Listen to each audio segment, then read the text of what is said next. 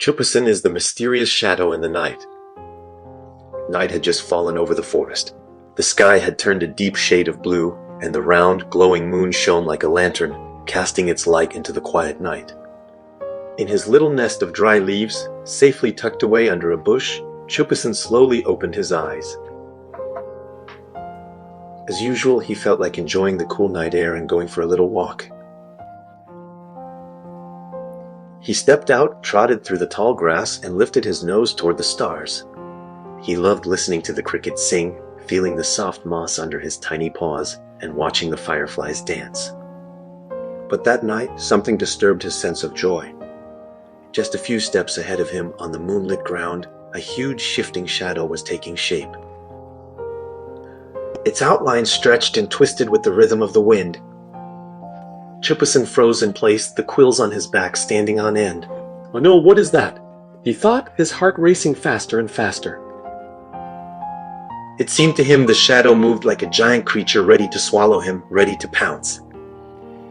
He slowly stepped back, not daring to take another step.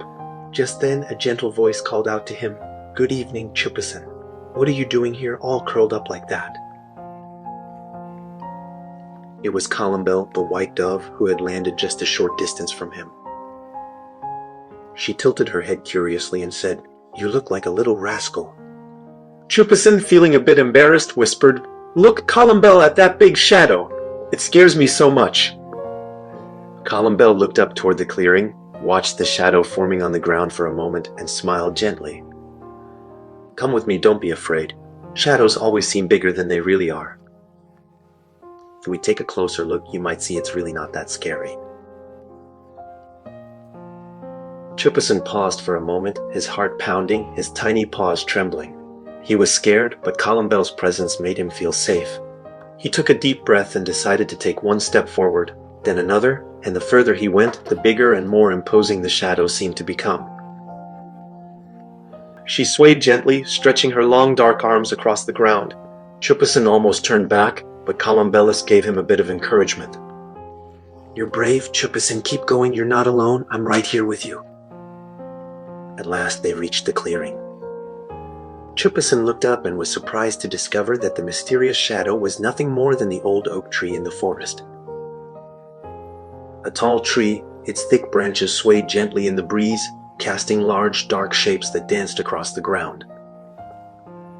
Choupisson stood there wide-eyed for a moment, then burst out laughing in relief.